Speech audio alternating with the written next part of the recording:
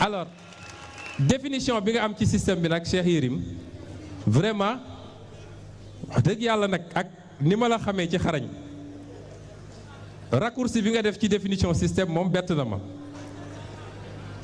vraiment xam naa la xarañ nga trop ci analyse mais fi mu ne nii da nga def benn cliché ci système gis nga système bi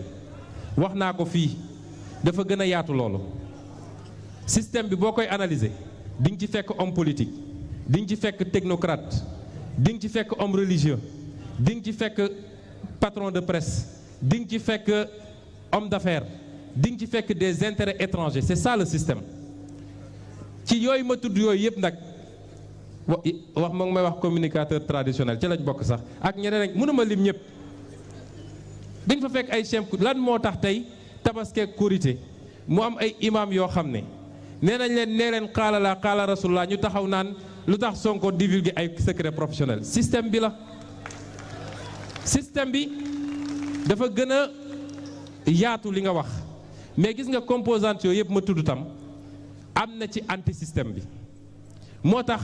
soo jàppee ni ku nekk haut fonctionnaire rek système bi la loolu c'est un raccourci haut fonctionnaire c'est servir son pays da ngaa jàng mais ñu la ko de nommé wuñ la da ngaa jàng ba am sa maîtrise ñu ubbi concours ne réew mi soxla nañu ay nit yuy liggéey pour dajale alal pour réew mi soxla nañu ay nit yoo xam ne diplomate la ñuy doon représenter réew mi feneen soxla nañ ça c'est le bras administratif de l'État c'est des gens qui n'appartiennent généralement à aucun parti nguur gu ñëw fekk leen fi nguur gu dem baleen fi ñooñu mënuloo leen boole ci système bi yaa ngi tooñ fonctionnaires yu bëree bëri yoo xam ne tey ñi ngi mener des combats énormes ci biir pour contenir les méfaits du système soo jàppee ni le seul fait d'être fonctionnaire fait de toi un système un an du système je crois que c'est un raccourci extrêmement simpliste système bi su ñuy wax système bi d'abord c'est par rapport à une pratique de la chose étatique et une pratique de la politique lu foofu la ñuy identifier système bi une pratique fondée sur la prédation la corruption pratique boo xam ne ngeen jéggal ma ci kàddu yi sàcc alalu réew mi parce que wax naa ko keroog su dee ab ministre wala ab directeur général moo lubal ñu ne il a détourné bu dee citoyen lambda moo sàcc ab ganaar ñu ne il a volé détourné mooy volé il a volé donc sàcc bi ñu dénk la réew dénk la alalu réew mi pour nga defar yoon yi defar andi courant andi ndox jeunes yi am liggéey yeneen ak yeneen nga jël alalu réew mi jaarale ko fu mu warul jaar loolu mooy premier mandarga système bi ñaareel bi mooy modèle bi ñu taxawal ci système bi nga xam ne tey jëriñ intérêt ñi ci biti le système bi gën a taxawal que jëriñ intérêt réew mi loolu mandarga bu am solo la ci système bi ñu lal ko nag ci li gën a garaaw mooy incompétence notoire ak ñàkk patriotisme mooy ñàkk bëgg sa réew loolu la ñuy woowee système bi ñi bokk loolu yépp te di yëngatu ci politique wala di yëngatu comme acteur privé ma ne la système bi am na ay patron de presse am na ay hommes d'affaires yoo xam ne bis bu ne ñu jox leen lu ñu leen warul jox à coup de milliards ñooñ ci système bi la ñu bokk am na ay jeunes yoo xam ne peut-être simple étudiant la ñu xamuñu sax lu xew waaye dañ leen di utiliser di leen dawloo di leen defloo yenn ci système bi la ñu bokk c'est ça le système dont on parle mais jàng toll foo war a defee concours def concours ñëw servir le pays loyalement man en 15 ans d'impôt j'ai mis des milliards dans les caisses des États musuñu maa jox fukki dërëm bu ma moomul je ne suis pas membre du système kon ça c'est un raccourci système bi du ENAM système bi du impôt et domaine système bi du etc. Le jour où on aura un bon système le jour où on changera de président am un bon président da nga foog ne day tëj ENAM wala mu dàq fonctionnaires yëpp parce qu'ils sont du système ñoom ils ne font qu'appliquer les politiques qui ont été déterminées par ñi askan bi fal bis bu ñu amee président bu def de bonne politique orienté leen ci ñu dem liggéey ñi ci baax ci ñoom kon mënuma d'accord ak analyse bi nga def ci système bi alors provocation pour quitter non je crois que bien avant ça déposé woon na ñi xam nañu ne dama bëgg ñu jox ma détachement ma dem defi leneen ñu ne duñ ko fi def boobu c'était en 2015 un an bi ma commencé politique def un an la bul fàtte ni août 2016 dañ ma radié léegi est-ce que dama waroon a man ralentir sama activité politique parce que simplement fonctionnaire la ou bien ni ma yéegee politique ak ñi ma àndal dama ak li nga xam ne mooy li ñu parti bi dama ko war a incarner dama koo def ni ma ko war a defee su dee nag Sénégal soo doonee haut fonctionnaire sa statut général ne la am nga sañ-sañu def politique ñu bëgg la gëmloo ni soo bëggee def politique demal ci nguur ga waaye bul dem opposition tey Amadou Ba inspecteur des impôts la ni man Mamour Diallo inspecteur des impôts la Abdoulaye Daouda Diallo inspecteur des impôts la keneen ak keneen bis bu la ñu génn taxaw ne Macky moo gën a rafet ci Sénégal moo gën a jekk moo ëpp xam-xam man may inspecteur des impôts su ma nee Macky gënul rafet ci Sénégal ñu dàq ma loolu mooy débat bi ñu war a poser mais su ma nee man amoon naa yéene dem loolu bien avant may dugg politique ba may nekk ENAM déjà ñi ma miin dëgg dañ doon toog di waxtaan xaw ma ndax Ablaye Niane mi ngi fi ñun suñu promotion ñaari direct la ñu woon ñaar ñëpp dem nañu sax Ablaye Niane ak man mii dañ doon toog di waxtaan ma ne ko saay man fii du sam place quoi man daal je ne me vois pas dans l'administration mais dinaa ut expérience dinaa liggéey dinaa et cetera mais am na fu muy toll dañuy dem suñu yoon donc ça n'a rien à voir avec une provocation pour et si c'était le cas it ça veut dire que waa ji ñu jàkkaar loolu cuune la ndax jox na ma kon li ma bëggoon donc loolu laa mën a tontu Cheikh Yérim par rapport ak ñeenti question yi nga laaj.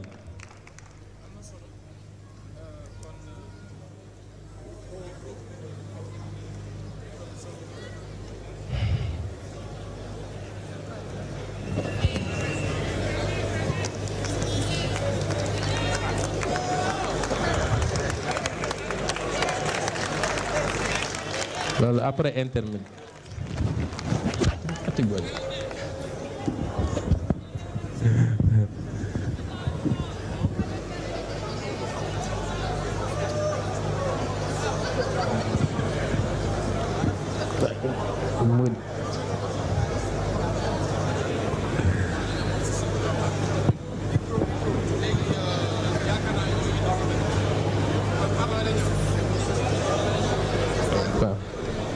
Yes.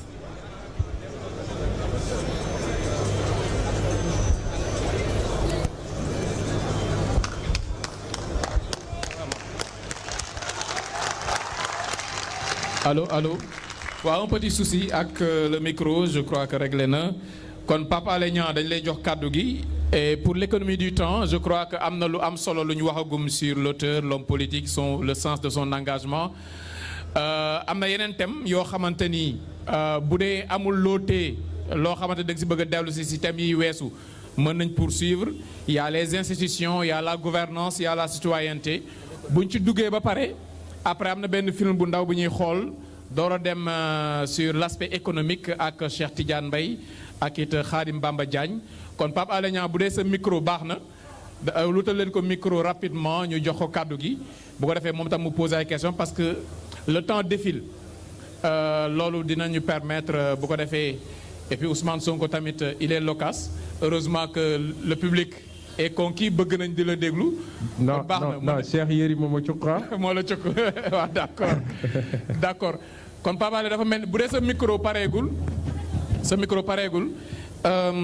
Cheikh Yérim tontu yi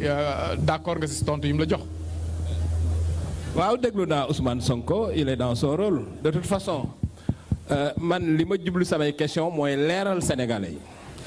am na lu mu wax loo xam ni mosu ko wax nee na am na cabinet d'expertise fiscale xam nga loolu déjà information la buñ ci am parce que jël salaire député xaaj ko ñeent di dundee benn bi moom xel mënu koo àttan donc xëy na question yi tax na mu génne ci biiram lu bari loo xam ni kenn xamu ko woon waaye nag man je ne suis pas aussi conquis que le public. c'est normal kon ñu ngi koy jaajëfal Pape Alé Niang kaddu gaa ngaw. jërëjëf Pape Cheikh Sylla di rafetlu bu baax a baax jërëjëf di wax ne dañuy sant di gërëm ki nga xam ne mooy di Ousmane Sonko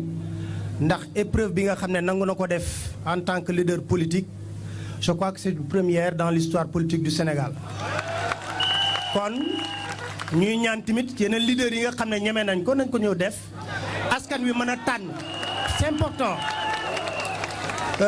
ay journalistes lañ c'est normal mais je crois que également on doit participer à l'éveil d'une conscience citoyenne forte ba choix bi nga xam ne citoyen bu koy def ci biir isoloir mu nekk un choix boo xam ne judicieux et pour l'intérêt du Sénégal te loolu nuñ ko mën a defee lu dul ci ay programme ay débat d'idées contradictoire ñëpp toog xam fan la dëgg gi féete ndax nag dama koy wax weddi dafa yomb lool ci réew mi léegi te doo ci jëlee gàcce waaye nag lu fi waay wax rek dañ koy tegaat kon Ousmane sas nga sa bopp tey ba nga ñëwee ci épreuve bii ñaari laa lay laaj yu gàtt benn bi du man maa koy laaj parce que xam naa la bu baax a baax mais ñu bëree bari bu ñuy wax Ousmane Sonko dañuy wax nit koo xam ne dafa yëg boppam foog na moom rek am xam Sénégal foog na mooy messie politique il est arrogant il est hautain dama koy dégg ñu koy wax du man maa lay weddal loolu tey am nga occasion bi nga wax est-ce que portrait boobu ñuy dressé ci yow nekk na wala dañu la umpale beneen bi ñuy ñëw ci système damay dégg ngay wax système mais man li ma gëm mooy au-delà du système c'est le poste de président de la République qui pose problème mooy buur di bumi mooy tëj di génne mooy dogal di def lu ko neex mooy l'hypertrophie du pouvoir présidentiel ñëpp a ko d'accord assises nationales yi bañ ciy liggéey ñëpp a d'accordoon ba ñu ñëw fii place de l'Obélisque fii 2011 2012 ne président bu falu li nga war a njëkk a def mooy nangu bi ci njëkk sax mooy démissionner sa parti ñaareel bi wàññi say pouvoir jagleel ko yeneen institutions yi pour ñooñu tamit mën a doxal mais président boo xam ne boo waxul duñu jëf dañuy wax ne kooku nguur gu mu yor Ablaye Wade boo ko doon wax du xaj ci bopp gone day katakay ni day dof ba tax ma lay laaj est-ce que yow nekk nga ci disposition yoo xam ne bés bu sénégalais tànnee la nga doon président de la République nga ne men Ousmane Sonko samay pouvoir présidentiel dama koy wàññi lu bari jox yeneen institution yi te ci biir wàññi boobu am na yeneen ponk yoo xam ne bu ñu xuusee ci waxtaan bi mën naa la ko laaj parce que diggoon nañ ñu fii ne organe de contrôle yi dinañ dugg biir palais di càmbar alal ja nekk ca palais diggoon nañ ñu ko fi gisuñu ko diggoon nañ ñu ci fii tamit ne man su ma nekkee président dinaa nangu lépp loo xam ne muy corps de contrôle ñu génn ñu jox leen doole ñuy càmbar di jël kayit yi di ko yóbbu ci justice kuñ ci war a téye ñu téye la doo kumbaam ndey ak kumbaamul ndey may laaj est-ce que yow nekk nga dans les dispositions une fois élu présidentiel pour doxalee noonu jërëjëf. merci Pape Alé defe naa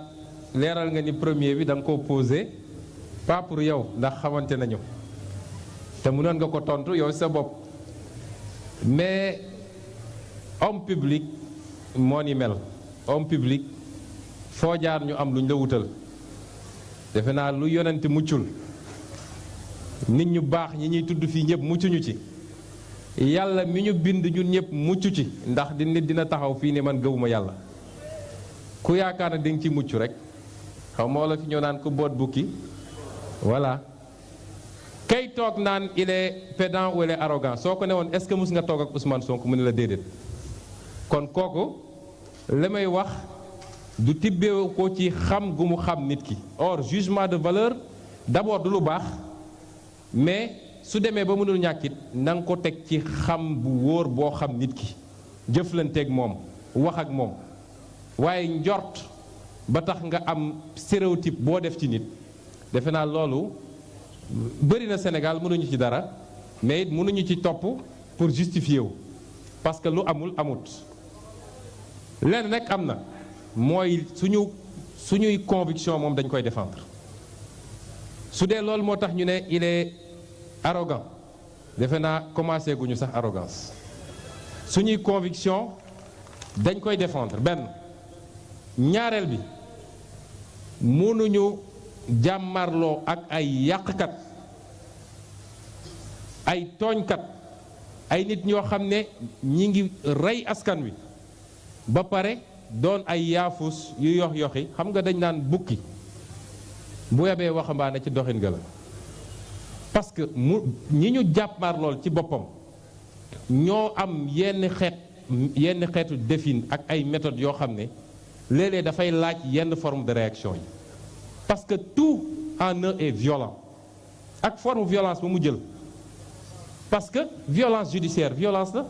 li ñu def jël administration jël pouvoir judiciaire wala jël la justice di ko utiliser di dal ci kaw ay nit yoo xam ne ay pères de famille lañu yoo xam ne ay nawle lañu loolu c'est une violence inouïe jël administration di ko utiliser pour dal ci kaw ay nit koo amal affaire tey ku àndul ak yow nga envoyé ko contrôle fiscal bloqué ay comptam def li c'est une violence inouïe utiliser les forces de l'ordre pour réprimer de manière aveugle des manifestations pacifiques c'est une violence xam nga dégg naa keroog président Macky Sall ne kenn musuma dégg ma wax lu ñaaw ci Ablaye Wade mais def lu ñaaw moo gën a garaaw wax lu ñaaw def nit lu ñaaw moo gën a garaaw nga wax ko lu ñaaw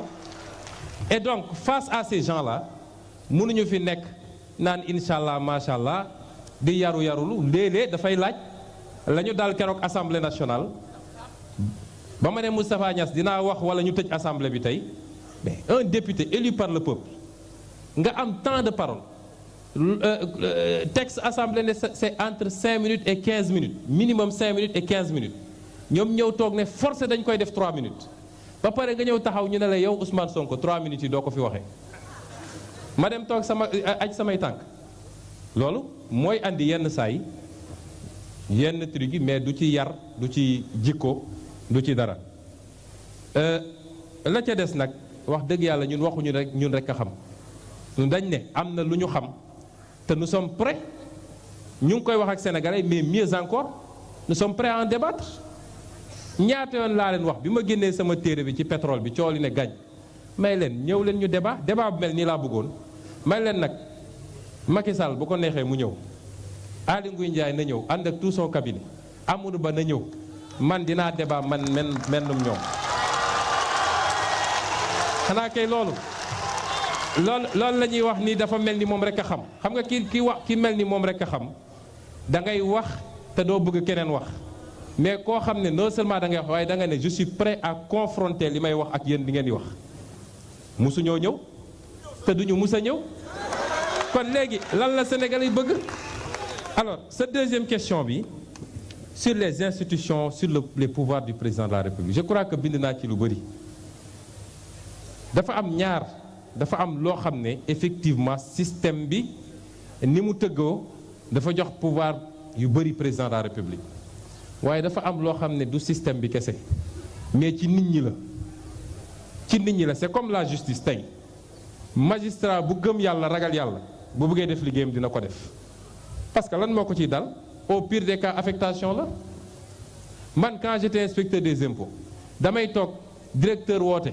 ne dossier bi Sonko def ci lii ma ne ko defuma ko mu ne ma c'est l'autorité qui a dit ma ne ko si c'est le président ne ko Sonko nee na moo bañ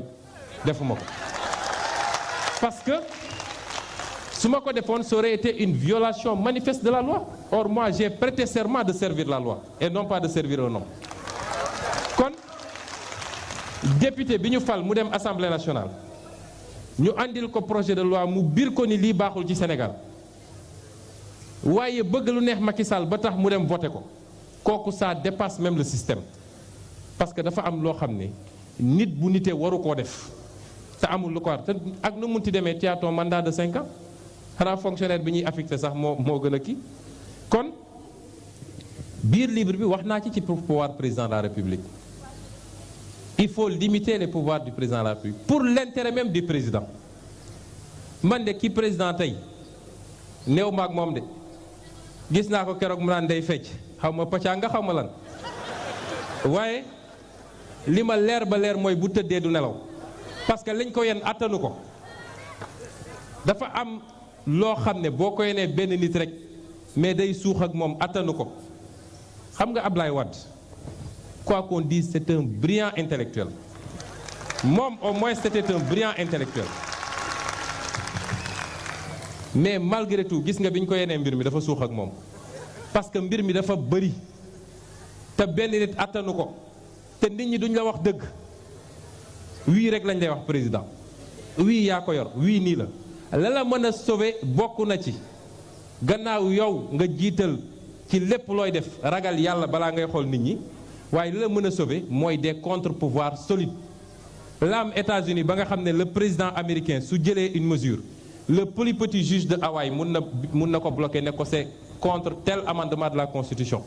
loolu mooy sauver un président de la République moo tax ñu ne ci suñu proposition que il faut ñu wàññi les pouvoirs du président de la République mais surtout il faut ñu dooleel les contre-pouvoirs parce que le vrai problème foofu la nekk Assemblée nationale il faut mu jouer son rôle de vote de la loi de toutes les lois loi de finances loi organique loi ordinaire loi de règlement mais il faut mu jouer son rôle de contrôle de l'action du gouvernement ñaata scandale moo fi am su doon réew bu normal Assemblée nationale defoon na commission d'enquête parlementaire bu yàgg li ñuy wax ci pétrole bi ci carburant frelaté bi ci scandale marché public yi etc. ana Assemblée nationale ña nga fee toog di tàccu di xuloo di réclamer avantage Assemblée nationale il faut ñu dooleel ko renforcer ses pouvoirs mais renforcer ses moyens de travail parce que dafa am lu ñuy wax asymétrie soo jëlee loi de finances le gouvernement fait presque 10 mois pour préparer sa loi de finances avec toute l'administration yow député ñu andil la ko ne la tu as 1 semaine ou 10 jours pour nga xool agriculture nga xool santé nga xool élevage nga xool éducation nationale lépp nga xool ko te yow amoo sax benn assistant xam nga benn nit amul xam-xam yooyu yëpp mënoo ko dajale te amoo sax benn assistant parlementaire moo tax bi ñu nee dañuy séddale xaalis xaw ma 10 millions yi ñu jox ay député fu may leen du fi amee 10 millions yi ñaata emploi la mën a créer xanaa kay soo jëloon ay jeunes maîtrisards en droit et en économie wala yeneen branche nga jël leen assistant parlementaire di leen fay 200 000 ou 250 000 par mois année bi sax matul 10 millions ñu député bu nekk am assistant parlementaire am na député yoo xam ne xamuñu sax nu ñuy bindee suñu leen joxee loi de finance xamuñu lu mu wax donc renforcer l'Assemblée renforcer le pouvoir judiciaire jëlee fa carrément président de la République ak son ministre ils n'ont rien à faire là-bas waruñu siéger ci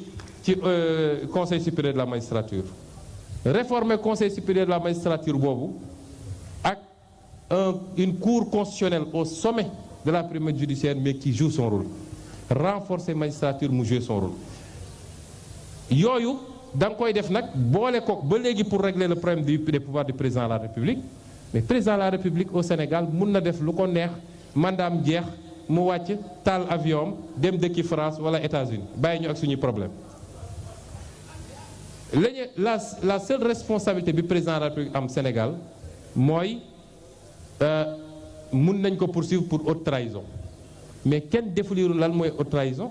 kenn xamul luy ko y a pas une définition jurisprudentielle amul définition doctrinale amul définition légale ce qui fait kenn xamul lan mooy contenu bi est-ce que c'est la corruption est-ce que c'est des actes de prévarication est-ce que kenn waxul lan la ba pare règle yi ñu teg pour président de la République ñu mun a engager sa responsabilité pour haute trahison dafa compliqué d'abord il faut une juridiction spéciale buy jaar assemblée xam nga ni assemblée bi du ko mus a def ñaareel bi mooy il y a des procédures des mécanismes il faut que 3/5 des députés au moins jël initiative bi loolu moo tax mënul ne moo tax ci suñu proposition ñu ne à côté de la responsabilité pénale éventuelle pour haute trahison ñun dañu proposer la responsabilité politique du président de la République dañ koy dugal ci constitution bi mooy tey da ngay gis ay réew yoo xam ne président bu defee naka sudul noonu population yi ñoo njëkk a génn réclamer sa démission loolu moo daloon présidente Brésil bi loolu moo daloon présidente Corée du Sud bi may mun a dafa mel ni ay présidente rek lay dal d'ailleurs doy na waar ñu peuple bi mooy njëkk a génn tey suñu ne woon Macky Sall jaay na suñu pétrole te wax naa ko man signé na lu mu warul signé jël suñu pétrole jox ko saay-saay boobu ñuy wax Frank Timis loolu askan yëpp dañu waroon a jóg bu ko defee su responsabilité politique amoon Assemblée nationale day obligé engager la responsabilité du président de la République pour éventuellement ñu wax est-ce que dañ koy destituer ou pas loolu ñun France bii ñuy roy parce que ñun suñu lépp dañ ko tënk ci France mais France depuis cette réforme 2007 à côté de la haute trahison de la trahison dañ ci dugal la responsabilité politique du chef de l'État te ñoom ñooy presque la dernière démocratie bu ko dugal kon tey il faut ñu limiter les pouvoirs du président rek bokk na ci ñi ñu koy limiter aussi mooy fonds politique Pape Alé 8 milliards nga jël ko jox ko benn nit ne ko woteel nañ la ko Cour des comptes du la contrôler Conseil d'État du la contrôler OFNAC du la woo su la neexee nga dugal ko ci benn néeg sotti ci pétrole taal ci loo xam ne suñu lempo la ñun ñëpp amoo benn compte boo ciy rendre bu ko defee mu teg léeg-léeg nga dégg militant Guédiawaye ñëw nañ jox na leen 40 millions ci loo xam ne jaaykatu gerte bi day liggéey ba ngoon sonn dem dugg ci boutique bi jënd almet ñu ne ko fay nga impôt 18% ñu dajale loolu yóbbu ko assemblée jël ci 8 milliards jox Macky Sall mu koy pasar pasare donc fonds politique yooyu dañ ko war a dindi fii parce que fonds politique yi c'est des fonds de corruption politique moom la ñuy jëndee tous les soutiens yi ngeen di dégg nii ba tax soo tuddee Macky Sall ñëpp di wiccaxu dafa fekk ku ci nekk woo nañ la rek ñamal la fonds politique yi foofu lay jóge parce que mënul jógee ci budget de l'État soo ko waxee nag ñu ne la waaw mais c'est pas réaliste moo tax ci livre bi dama ne fonds politique yi dañ koy remplacer ak fonds secret ñaar yooyu bokkul fonds secret mooy am réew dafa am ay dépenses yoo xam ne c'est des dépenses sensibles kenn mënu koo bind ci budget boo xam ne da nga koy def ci site ministère de l'intérieur ministère des finances du moins fonds d'espionnage mënoo ko bind mënoo ne Sénégal day espionner réew sàngam 500 millions lañ fa prévoir yooyu dafa laaj ñu def ko des fonds secrets mais fonds secrets yooyu d'abord dañ koy voter à l'Assemblée bu ñu paree c'est des fonds yoo xam ne dañ koy contrôler proposé na une commission mixte boo xam ne dina am 2 députés de l'opposition 2 députés de la majorité présidé par un magistrat de la Cour des comptes qui prête serment ñoom ñooy dem vérifier la régularité des dépenses qui ont été faites sur ces fonds politiques mais dans une démocratie mënul am benn dërëmu citoyen bi boo xam ne dañ koy jox kenn mu koy fooy nu mu ko neexee loolu du yoon beneen élément boo xam ne pour limiter les pouvoirs du président de la République mooy le pouvoir de nomination mais président de la République parce que constitution bi nee na c'est lui qui nomme aux emplois civils et militaires encadré wuñu ko lu ko neex lay def dañuy jël ngeen baal ma ci kàddu bi mais ñi gën a dëng ci administration bi ñoo xam ne sax ay rapport épinglé na leen Cour des comptes IGE mu jël ko moom teg ci tànkam woo nit ko ba mu ñëw mu ne ko am nga ay milliards demal nga politigal ma doog ko nommé jox ko responsabilité loolu moo tax tey li nga gis ci administration kenn liggéeyatul tout le monde est démoralisé tout le monde donc pouvoir nomination boobu duñ ko dindil de mais dañ koy encadrer mooy tous les hauts emplois à un certain niveau directeurs généraux d'abord warul nekk lu ñuy jox ay nit yoo xam ne dañuy def la politique de manière flagrante un directeur général su melee ni mu war a mel di liggéey ni mu war a liggéey amul jotu nekk ci terrain bi naan day organiser ay meeting ak day politique deuxième bi war nañu fexe ba poste yooyu yépp dañuy def appel à candidature soo demee Togo Côte d'Ivoire léegi pour nekk directeur général impôts et domaines wala douane dañuy def appel à candidature daal di génne des critères xool sa njub xool sa cursus sa ancienneté xool sa compétence ñu def une sélection boo xam ne comité bi koy def ay nit yu autonome lañu su dee 50 ñoo déposé woon ñoom dinañu sélectionner ba génne ñetti dossier mu leen de ñett ñi c'est les meilleurs ñu doog ko teg ci table président de la République ne ko am nga possibilité choisir ci ñett ñi mais bàyyi ko rek mu xool ku ko neex parce que moom laa bokkal wala moo ma jege wala moom li ma bëgg ci politique na ma ko defal loolu musiba la yooyu yëpp bokk na ci ay mesures yoo xam suñ ko dajalee defe naa pouvoiru président de la République nañ ko wàññi waaye am na yeneen wax naa ko ci décentralisation bi parce que suñu collectivités locales yi xam nga ni ay sous-préfecture u exécutif rek lañu il nous faut de véritables collectivités locales bu dee dugg nañ ci waxtaan bi dinaa ci xuus parce que defe naa tontu naa lu bëri ci li nga jot a wax jërëjëf. ok am na solo difficulté exercice yu ni mel souvent public la daan doon assistance bi gis nañ ne assistance bu dal lañ xaw ba xam ñëpp waa Pastef lañ wala déet mais en tout cas dal nañ. beneen difficulté bi souvent mooy di ne temps de parole bi ak réponse yi je crois que confrère ñu ngi siy def effort kon Ousmane Sonko la ñuy ñaan mu def effort ci réponse yi mu xaw a gàtt tuuti. kon dañuy ñëw ci modèle économique bi balaa ñu ngi préparé benn film ci loolu mais dañuy jox un docteur en économie Khadim Bamba Diagne ci modèle économique bi nga xamante ni moom nga gis à travers le livre de Ousmane Sonko. kon sëñ Touba ñu jox la parole. sëñ Touba réena di merci beaucoup jërëjëf salaamaaleykum wa rahmatullah maa ngi nuyu ñëpp seen tur ak seen sant di remercier féliciter Ousmane Sonko maa ngi koy soog a gis mosuma ko dégg sax bañ may invité xëy na sori woon naa trop mais li ma mës a gëm mooy Sénégal avant ñuy def élection président dañu waroon def élection des programmes parce que li gën a yomb te dama am chance je suis spécialiste en monnaie banque xam naa ne sama xaay ñoom Cheikh Omar rek gii ñu ngi may xaar te dinaa ñëw foofu mais dama xawoon mer tuuti en 2012 ci ni ma gisee nu Sénégalais yi voté ma tëju bind ci benn livre sur comment votent les Sénégalais pour xam comportement électeur bi c'est la première fois ma gis Ousmane Sonko mais dama d'accord ak Pape Alé Niang xëy na nit ki boo ko gisee nii da ngay bon li ma jàpp boog ku bëri kersa la du la xool ci bët day sëgg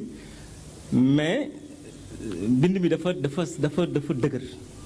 wax ci dafa dëgër da ngay utiliser mooy dëgër mooy waaw mooy dëgër mooy yoo xamante ni mën naa gën a rafet non xam nga politique du li nga doon li leen nit ñi jàppe la donc jàpp naa ni baax na nga def effort quand même parce que am na sénégalais yoo xamante ni xëy na bëgg nañ la mais wax ji dëgëree sénégalais réewum jàmm la xëy na réewum masla la te lépp ci loolu nga koy amee donte nag am na loo xamante ni kenn du ko maslaawale dama rafetlu bind bi ndax bind bi dafa set te li ma ci intéressé mooy c'est du Sonko parce que man xëy na bindkat laa te dama ñeme lire je l'ai bu en moins de 12 heures de temps dama ko liiraat ko parce que dafa amoon li ma intéressé woon mooy xawma la kii nu muy xalaate kii lan mooy nekk ci bopp bi te boo liiree nit rek ku bind rek trahir nga sa bopp donc lire naa livre ba mu jeex tak am na li ma ci neex am na loo xamante ni neexuma tamit am na loo xamante ni jàpp naa ni war nañ koo améliorer mais bëgg réew pour man Sénégal toll nañ foo xamante ni waratuñoo fal nit mu bàyyi ba 1 mois 21 jours avant les élections mu bind ñaari feuille bu demee ci dëkk bi amu leen ndox naa leen indil ndox amu leen douche naa leen indil douche amu leen ainsi de suite problème yi ñu am Sénégal yi yëpp loolu moo koy indi mais dafa am réalité bu am aussi bu nit ñëwee ci pouvoir parce que homme politique yëpp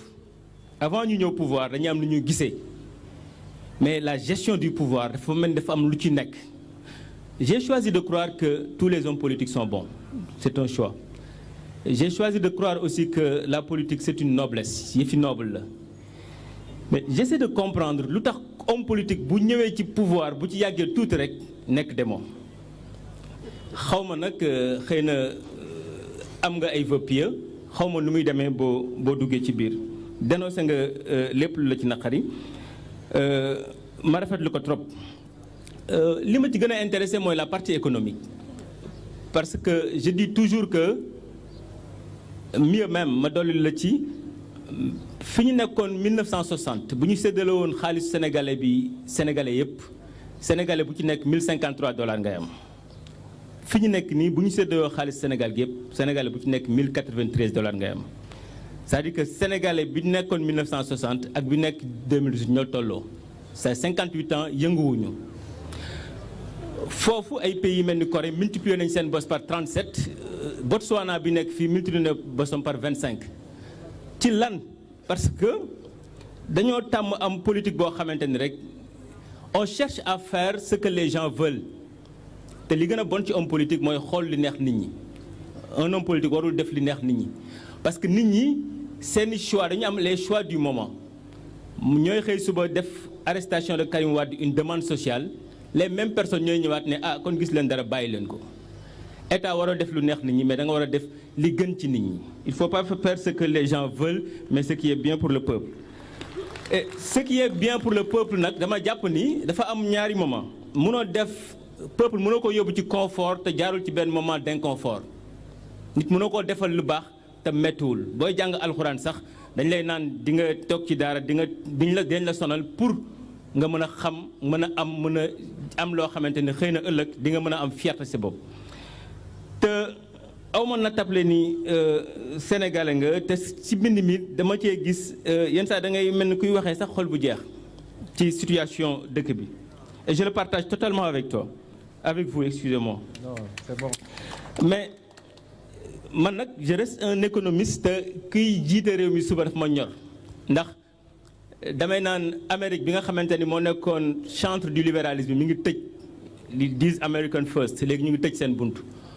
suñu doom yaa ngi dee Europe parce que Europe ñàkk bi commencé na fa dugg européens xam nañ ni pour ñoom nit ñu ñuul ñoo tax amatuñu liggéey ñu ngi tëj seen bunt donc amatuñu benn choix loo am ay moyens fii nga mën a dëkk ak sa njaboot donc fii bu ñu ko seetaanee risque bi mooy lan ñëppay perte et en plus en 2019 ce n'est pas seulement l'élection d'un président de la République mais c'est l'élection du premier gouverneur de nos ressources pétrolières bis bu ñu juumee ci choix boobu jàpp naa ni dinañ amel ak suñuy njaboot donc jàpp naa ni ñun ñëpp loolu dañoo yitteel ba exercice bi nga def maa ngi ñaan yeneen homme politique yëpp def benn déclaration d'intention am fit tamit indi lu ñu bind nit ñi càmbar ko alors donc rafetlu naa lépp waaye nag am na loo xamante ni bëgg naa ñu waxtaan ci da nga ne réew mi xam nga ni am na chômage c'est vrai chômage yu bëri na mais amul benn parti politique bu ñëw ma war ba 2000 sax dañ naan jeunes yee ko fal ana ñi amul liggéey ana bu ñu ñëwee du ma gis man modèle bu structuré boo xamante ni moom la ñu teg pour nit ñi génn ci ñàkk te loolu pour nga xam ko développement wu réew dafa nekk ci ñetti pàcc muy secteur primaire secondaire tertiaire détaillé nga ko xëy na li ma bëgg tamit nga yokk ko ci livre bi mooy am na ay données yoo xamante ni def nga ko ci te amul source te tamit livre bi cité nga ay documents yu bëri amul bibliographie te comme livre la boo xamante ni day teg ci loxo say nawle say noon say xarit baax na lépp loo bind nga ne fii laa ko jëlee parce que livre bu amul source day naqaree défendre sur le plan scientifique nga ne ci livre bi secteur bi am problème te état bi tamit ba mu ne sax am nañu taux de croissance de 7% def ñu ni secteur bi doxul mooy secteur secondaire te secteur secondaire mooy créer emploi secteur secondaire mooy fay impôt secteur secondaire mooy réduire pauvreté ndaxte boo xoolee damay naan toujours journalistes yi benn laaj rek la ñu waroon laaj homme politique yi ku ci ne am na 10% de croissance nga ne ko ñaata la tekki ci wàllum wàññiku chômage bi ñaata la tekki ci yokkum salaire bi ñaata la tekki ci pauvreté bi wàññeeku bi loolu pour ñu mën koo def mooy faw léegi ñu bañ a yomb rek ne xam na ni secteur primaire fa la sénégalais yëpp nekk contribution am dafa tuuti 17% secteur secondaire 21%, secteur tertiaire xëy na moo yenu lépp. lan nga jàpp ni nan nga mën a fexe ba entre secteur primaire parce que nee nga le problème mooy transformation boo liiree PSE xam naa ne lire nga PSE débat bi yëpp mooy la transformation structurelle c'est le mot le plus utilisé mooy li ñu jëlee ci secteur primaire bi ñu transformé wu ko. nekkoon naa ci benn projet boo xamante ni ay naar ñoo daan ñëw fii Sénégal ak Guinée jënd fi ay fruits yóbbu ko seen dëkk transformé ko en jus indi ko Sénégal jaay ñu ko ñu naan jus def publicité ci télé bi ñëpp kontaan ñu naan jus yi ba pare di laaj fan la liggéey am alors que liggéey mi ngi ci chinois bi boo ko jaayee gerte sax dina ko xolli xanaa xolli gerte war nañu ko mën donc yan industrie légère nga xalaat parce que wax nga industrie mais tojoo ko da nga ne rek xëy na fii la ñu mën a jëlee mbir yi tojoo ko yan industrie légère nga jàpp ni war nañ moom la ñu mën a teg loo xam ne dafa soxla parce que nit ñi tamit jànguñu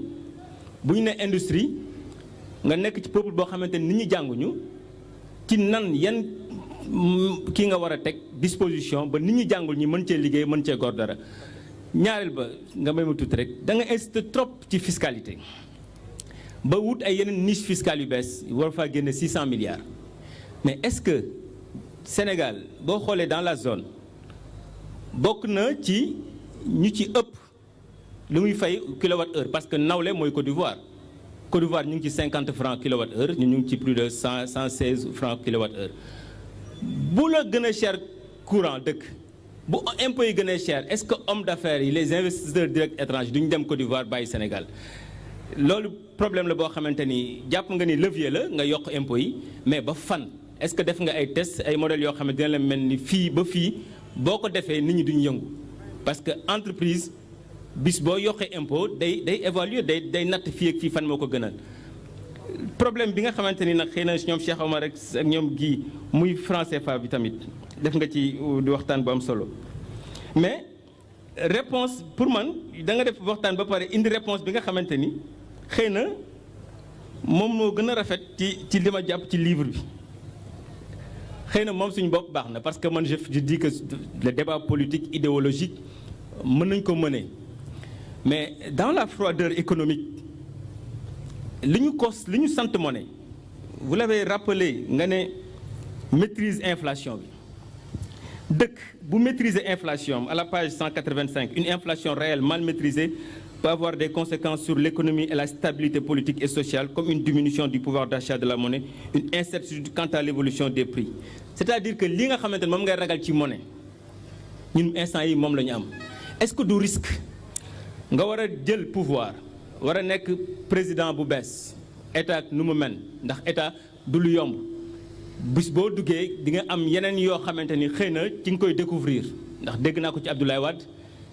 dégg naa ko ci Barack Obama ba mu ne day jëli tous les militaires américains Bush da ko ne dafa nekk candidat bis bu ñëwee di partager son petit déjeuner avec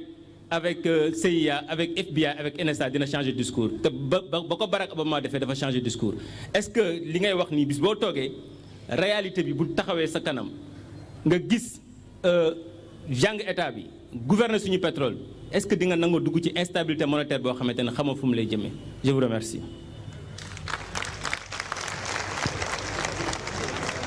Merci monsieur Diagne je crois que je crois qu'on ne se connaissait pas début semaine passée je crois laa dugg benn bureau sama benn xarit mu ne ma est-ce que xamante nga Khadim Bamba Diagne il faut que vous connaissez ci la woo sax mais je crois que vous étiez hors du pays et biñ ma la proposé j'ai dit immédiatement oui mais ba hier wala avant-hier xawma la woon bu baax wala liiruma la woon hier laa dugg ci internet bi ma ne waa mais tiens man je vais faire face à un économiste qui va me bouffer et je ne connais rien de cet économiste et ci laa lire ñaar ci say contribution benn bi je crois yaa ngi doon wax ni dañoo inversé processus bi moo tax malgré que ñi ngi wax croissance ça n'a pas réglé le problème du chômage encore moins la pauvreté ñaareel bi c'est sur le franc CFA que j'ai vu moo tax xam naa li tax nga ne ñoom gii ñu ngi may xaar xam naa ni ñoom gii moom fi mu ne nii suñu paree ba moytul ñu sëqatoo la les anti-CFA ma rafetlu loolu bind yooyu même si partagé wuñu ci deuxième article bi en tout cas partagé wuñu les conclusions on partage le diagnostic mais pas les conclusions li nga njëkk a wax li ma ci njëkk a retenir mooy nos hommes politiques font ce que le pouvoir veut ce que le peuple veut mais ne font pas ce qui est bon d'accord ma ci parce que nos hommes politiques n'ont jamais fait ce que le peuple veut justement nos hommes politiques font ce que leurs commanditaires veulent ñi leen ngemb yebal leen les intérêts et les lobbies ak ñoom lay tooyal seen ceeb leen di permettre ñu am seeni milliards mais musuñoo am souci ci peuple bi suñu defoon li peuple bi bëgg aujourd'hui Sénégal weesu na fi parce que damay faral di wax ni Sénégal jafe naa defar sénégalais yi jafewuñu méttiwuñu Abdoulaye bi muy ñëw en 2000 tey rek am na ku ma ko doon fàttali il me dit man jàpp naa ni Abdoulaye bi muy ñëw 2000 su ne woon boo yëpp arrêté leen nawetaan ngeen dem bayi sax boo matul dinañ dem mais ce potentiel là qu'est-ce qu'on en a fait ba tax 12 ans plus tard ñu am lii ñu am kon nos hommes politiques et je reviens toujours à l'analyse systémique parce que système bi leen formaté ñoom ñëpp nga xam ne c'est des phases différentes loolu la leen mën a jox ci politique mais un homme politique bu yittewu nga xam ne yitteem yëpp c'est le peuple rien que le peuple soxlalul boppam dara te amul benn lobby bu am influence ci moom te xoolul tey ci suba dama jóge fii repérage dem solu di def un peu de sport quelqu'un gare sa voiture m'interpelle ma taxaw mu expliquer vraiment ab kilifa maa ngi lay suivre li ngay def vraiment nous sommes avec toi mais benn affaire rek laa lay ñaan mu ne ma moytul France bul di wax lu compromettre intérêt France il était sincère dans la démarche et je comprends fi muy waxee ma ne ko mais doyen justement c'est ça notre problème su dee ñun terroriser nañu ba ñemeetuñu wax lan mooy suñu intérêt réew parce que jàpp nañu ku ko def tu deviens la cible de Massamba ou de Mademba ça veut dire que ñun nañu tay la réew mi joxe ko l'homme politique français il défend les intérêts de la France mun na critiquer Amérique mun na critiquer le génocide arménien mun na et cetera mais l'homme politique sénégalais n'a pas le droit de dire que je ne suis pas d'accord avec le franc CFA je ne suis pas d'accord ak ni ñu jëlee suñu économie bi tayle ko gars yi parce que après tu deviens une cible te ñu bëri gëm nañ ni fii du sénégalais yi fal waaye ces lobbies là ñoom ñooy fal foofu nag nous ne serons pas parmi cette catégorie d'hommes politiques notre génération dafa war a jël responsabilité nous ne sommes pas contre la France mais nous sommes pour le Sénégal xam nga li olof naan sama bopp la gënal tekkiwul ni dama laa bañ et am na développement yu ma def après bi may conclure ci franc CFA bi j'ai dit dinaa dégg ñu bëri ne je suis un anti-français je ne suis pas anti-français je n'ai rien contre la France ni contre son peuple ma wax ni nag France bu amee déglu tuuti dina xam ni suñu genre gi liñ koy wax mooy intérêt parce que système bi nii de domination mënul continuer su ko comprendre le rapport bi mu am ak Afrique surtout Afrique occidentale dina continuer su ko comprendre ni Kagame def ak ñoom dina am une génération qui arrivera et qui va rompre brutalement avec la France ma wax ni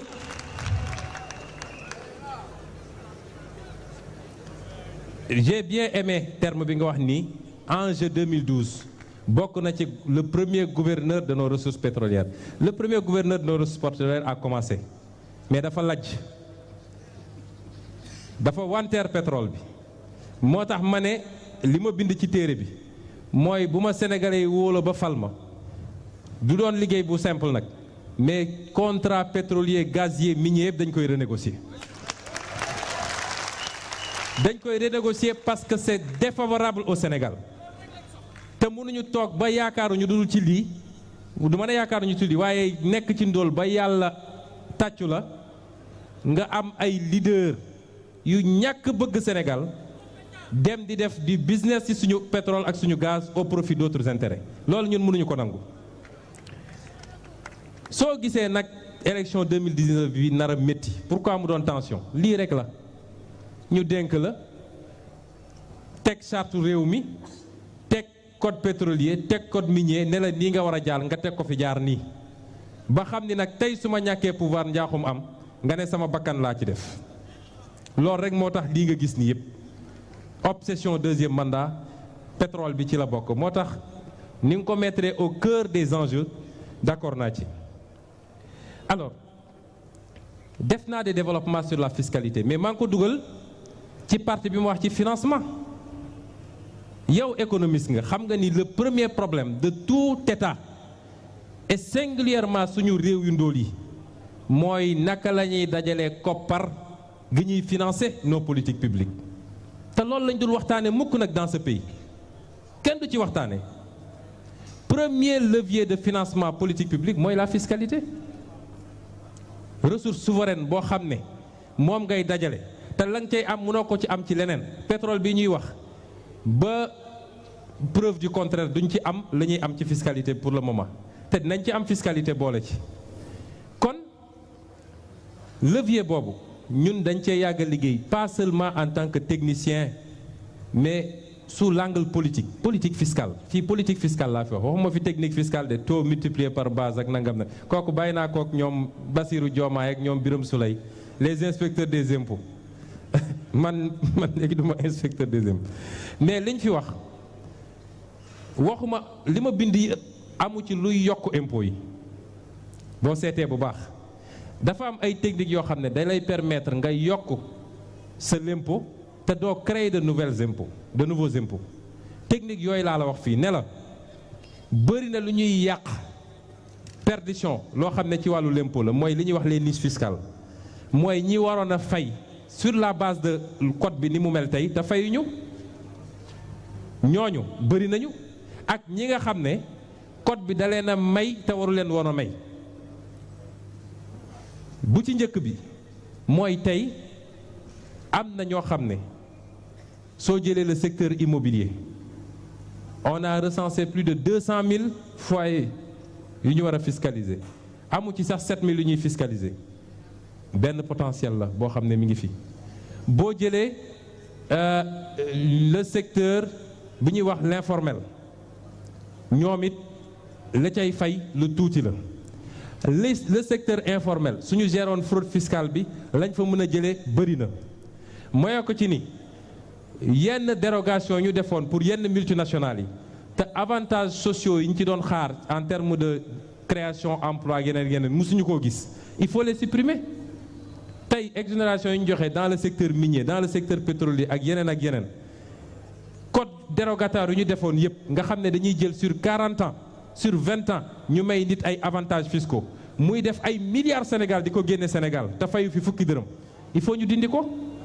tous les gens qui viennent ne dañuy investir ba pare balaa ñuy ñëw dañ naan jox ma des avantages fiscaux te ñemewuñ ko def fa ñu dëkk ñemewuñ ko def Turquie ñemewuñ ko def France ñemewuñ ko def Chine yooyu laa ne suñ ci agiré mën nañu am lu ëpp 600 milliards par année loolu dama ko dugal ci cadre financement bi mais amul benn moment boo xam ne nee naa dañuy créer de nouveaux impôts encore que c'est pas exclusif mën nañ ko def su ko situation bi laajee kon corrélation bi ñu bëggoon def nag entre outil fiscal impôt bi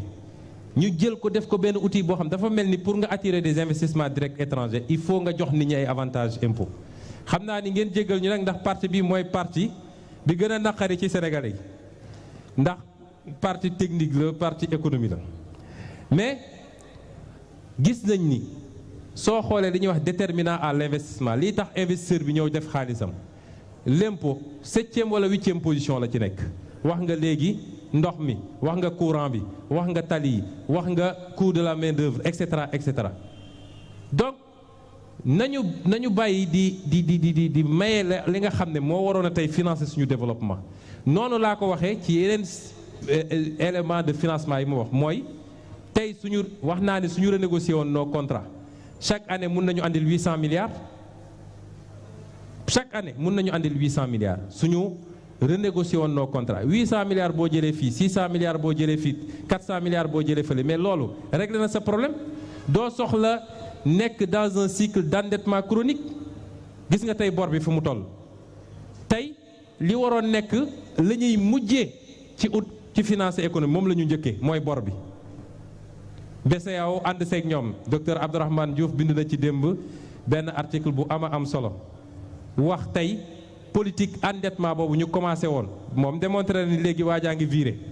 dem ci ultralibéralisme defe na mais politique sociale boobu mu jiitaloon ba tax mu dem di leb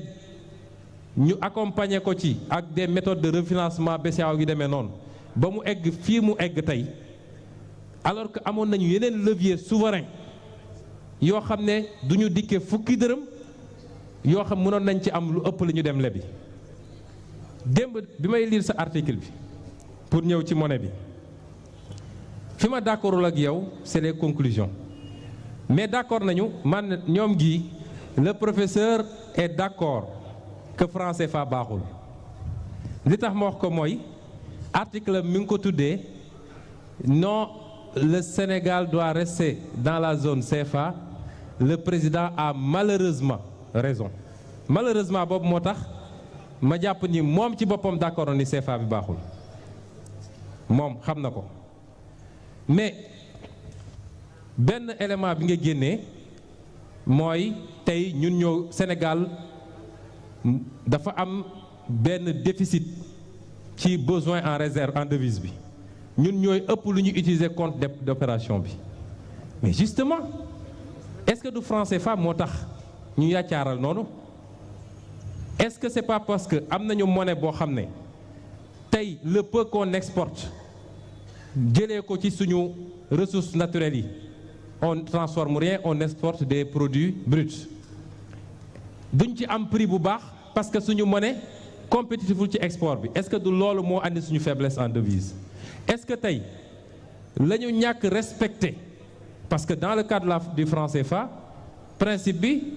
transférabilité bi la libre transférabilité bi la mais dañ ko accompagner woon ak benn politique de contrôle d'échange mais tey il est établi que c'est pas respecté les banques ne respectent pas ratio 5% boobu des dépôts à vue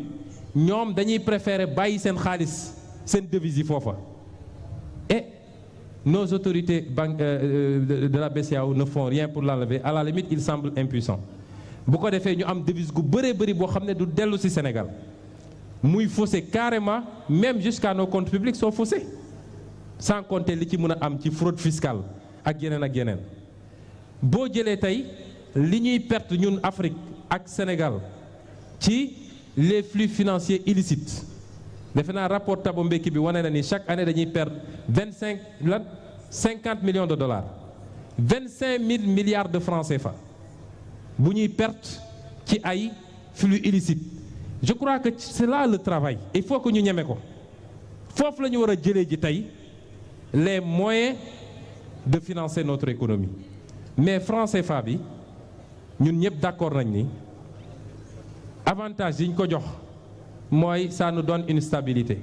mais qui finance la stabilité c'est nous-mêmes c'est pas gratuit suñu réserve yi ñu fay joxe c'est pourquoi c'est pour ñu financer cette stabilité là bis bu ñu amatul réserve ñu dévaluer ñu bis bu ñu wàccee 20% yi le seuil des 20% ñu dévaluer ñu kon c'est nous-mêmes qui finançons ça ñu ne ça nous permet de maîtriser l'inflation du ma dugg ci débat boobu est-ce que tey politique bi ñu am basée sur cette obsession inflationniste ou non inflationniste ba tax ñu comprimer suñu économie est-ce que politique boobu la ñu soxla il y a même des contradictions parce que am réew boo xam ne yow nee nga sa inflation c'est maîtrisé nee nga tu fais des taux de croissance extrêmement importants et tu as besoin de t'endetter de manière inconsidérée il y a des incohérences donc ñu jàpp ni yooyu ñuy wax noonu ñun ñoo koy financer suñu bopp mais suñu génnee les inconvénients du franc CFA parce que wax naa ko ci livre bi franc CFA c'est le trésor français moo koy garantir c'est le citoyen français le contribuable français moo tax France du mus a seetaan ba moom mu war a financer fukki dërëm France may ñu abaluñu la ca des yépp nag day dellu si benn argument mooy suñuy élite politique ils sont incompétents et irresponsables pour gérer une monnaie loolu la ñuy wax mooy soo leen joxoon tey la monnaie l'inflation va grimper soo leen joxoon tey la monnaie comme mënuñu mobiliser recette fiscale yu doy jaay nañu seen pétrole caaxaat nañu ils vont utiliser la planche à billets pour combler ces trucs là ak yeneen ak mais loolu Diagne xam nga lu ñu wax mooy suñuy président ak suñuy gouvernement matuñu nit est-ce que ñun mun nañu nangu loolu tey Afrique 54 états lañu y en a 15 qui ont le franc CFA plus peut-être Cap-Vert qui a le même régime avec le Portugal mais les autres pays 16 sur 54 ils ont leur monnaie te ñi ngi góorgóorlu dans le monde ñaata pays ñoo am seen monnaie donc man mënuma d'accord que man Ousmane Sonko si je devais diriger le pays je serais un irresponsable bu ñu naan mën nga yor sa politique éducation mën nga def sa politique santé mën nga def sa politique waaye koppar moom duñ la ko jox ndax wóorul loolu moom mënuma ko nangu alors et comme dañu bëgg que la monnaie redevienne un vrai instrument de politique économique il faut tey ni ma ko waxee soit dans le cadre de la CEDEAO mais wax naa li tax mu compliqué ku lire li bit na ko gis soit dans le cadre de l'UEMOA ñu dàq France jéggal leen ma kàddu gi bàyyi naa kàddu gu dëgër gi bon ñu génne France ci conseil d'administration bi administrer nous-mêmes notre monnaie mais loolu wax naa li tax dina jafe tant qu'on aura des présidents yoo xam ne taalibe France lañu dina jafe soit ñun Sénégal tey jii ñu mën a def suñu monnaie parce que les conditions sont réunies pour ñu mën a am suñu monnaie calquer ko suñu économie te dinañ ci am lu ñu bëgg ma wax nag ni loolu dama ciy discuter ak ñëpp bi ma bindee li ma bind ba pare xam nga man j'aime bien di éprouver li ma bind dama dem ñoom docteur Ndongo Silla moom Abdourahmane dañuy waxtaan lu bëri peut-être yow léegi xamante nañ dinañ waxtaan am na sax kenn ku bind benn téere bu mu tuddee des banques et des francs CFA le doyen Ahmad Diop defe naa noonu Ahmad Diop ancien de la BAO ancien du FMI Banque mondiale et cetera dama ko woo ma dem parce que bi mu bindee les anti francs CFA d'accord ñu woon ma ne ñooñu laa soxla dañu dem ma éprouver li ma bind ba ñuy conclure dama ko ne malgré position yi nga jël est-ce que jàpp nga ni tey jii Sénégal mun na yor monnaie boppam boobu bind naa ba pare de mais dama bëggoon xool réponse am mu xool ba si yàgg ne ma gëm naa ne mën na ne suñu gérer correctement suñu ressources naturelles yi gérer correctement les autres facteurs de mobilisation de ressources am un cadrage budgétaire bu jaar yoon mën nañu am suñu monnaie te dinañ ci génn à 200%. léegi wax nga maintenant bi may mujjee Pape Cheikh Sylla nga jéggal ma nag mais moom moo dugg ci volet économique bi te dafa xaw a kii wax nga li ma proposé man société modèle bi ma proposé ça tourne autour de la nécessaire industrialisation am réew bu amul industrie mënul développer c'est tout à fait c'est-à-dire dafa am loo xam ne xel sax mënu ko nangu nga jël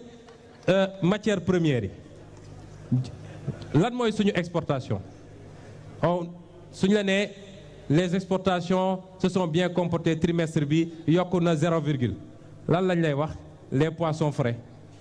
non transformés les produits horticoles non transformés exemple bi nga joxe léegi dañuy jël jox ab naar mu dem Arabie Saoudite nga xam ne dara du fa meññ ñu defar ñoom parce que def nañ seen industrie defar seen canette ñëwaat fii di ñu ko jaay lan la ñuy exporter de l'or brut te devises yi duñ ko delloo Sénégal de mooy li ma doon wax léegi étude bi mujjee wane na ni par exemple foo jëlee fu mel ni Mali y a que 10% non astafurlah 5% des devises la ñuy rapatrier biir Mali te 5% des devises yooyu les 2,5% day dem directement trésor français Mali 2,5% moo ko dese. loolu tant que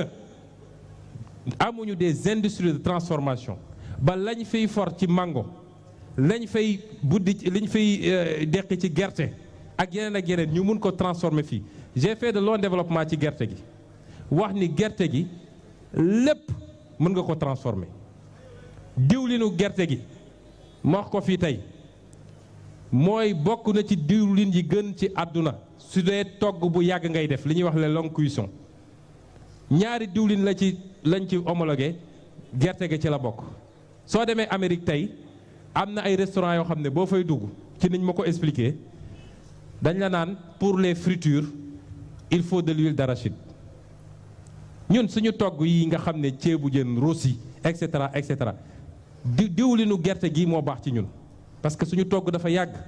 bañ ko fi ne ñukk dem andi ay huile de table ci la ñu commencé am problème mu santé yëpp ngeen gis. diwlin gerte googu gerte gi ñuy bay fi man su ma toogee bañ ne chinois yi lañ koy jaay wala ma dégg ren président Macky Sall naan maa ngi ñaan Turquie ñu ñëw jënd gerte gi damay am gàcce. booba jamono Sonacos yàq nañ ko privatiser ko ci caaxaan jox ko Abbas Jaber ci 53 milliards lañ ko ne woon def ko defu ko ñu ñëwaat reprendre ko delloo ko 53 milliards te def fa dërëm ci investissement ñu yàq ko yàqet ba Sonacos tey mi ngi nii. soo nee damay def 1 million de tonnes d'arachide te soo boolee Copéol Sonacos keneen ak keneen mënuñu jënd 400 000 tonnes kon boobu bokk na par exemple fi nga xam ne dañu war a am des unités de transformation warul yem ci Sonacos rek. man sa deuxième article bi am na fu ma d'accord ak yow moo tax ma ne sama modèle agriculture familiale la mooy sama option. sama modèle industriel c'est les PME PMI yaa ngi koy fàttali ni soo demee Allemagne c'est la première économie d'Europe mais doo fa fekk ay multimilliards de grands industriels mais c'est un modèle boo xam ne dañ ko tabax ci ay PME PMI yooyu moom laa gis ci modèle industriel bi. am na déjà lu commencé mais dañ leen war a appuyer par l'encadrement la formation et le financement te def naa ci ay développement jël nag opter pour des filières. tey suñu nee li ma wax ci napp gi ci pêche bi ne de 0 à 12 miles dañ koy réserver suñu pêche traditionnelle bi te lu ñu pêché dañ ko débarquer fii te bëgg naa tout le littoral sénégalais ñu am fi des usines de transformation balaa ngay jël jën geeg sardine geeg ñoom seen ñu koy yóbbu brut mais nañ ko transformer fii def ko ci pot fii génne ko jaay ko andi devise bu dul jeex loolu jafewut kon filière yooyu laa gis ni parce que da ngay de toute façon mënoo def industrie lu dul ci base bi nga am maintenant y a des industries lourdes yoo xam ne lu ñuy liggéey la yàlla may nañu tey pétrole il nous faut aller vers les industries pétrochimiques il faut ñu dem ci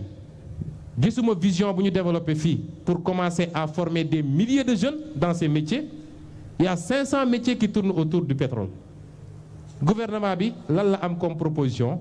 on va former 200 jeunes comme pompiste comme chef de station ak xawma lan loolu mooy seen programme de formation donc tey waroon nañu déjà anticiper jël ay milliers de jeunes di leen former ci métier yooyu métier trader métier ingénieur géologue métier ingénieur raffinerie ainsi de suite mënoon na ci former jeunes yu bëri donc là on a une marge aussi dem progressivement vers ce type d'industrie parce que soo jëlee lu mel ni pétrole il y a que 45% defe naa de la matière mooy pétrole ak gasoil tout le reste c'est les produits dérivés caoutchouc yeeg nangam ak lu ne mën nga ko ci defar donc il y a des créneaux yoo xam ne mën nañ ko cibler avec un agenda du lépp la ñuy def tey mais am na loo xam ne mën nañ ko commencer tey lañ fiy produire déjà ñu am ko nañu fexe ba commencer ko transformer ici dem vers un modèle de substitution des importations ndànk-ndànk balaa ngay importer ceeb bu dul jeex nañu fexe ba ceeb gi ñuy bay fii ñu améliorer qualité bi te di ko lekk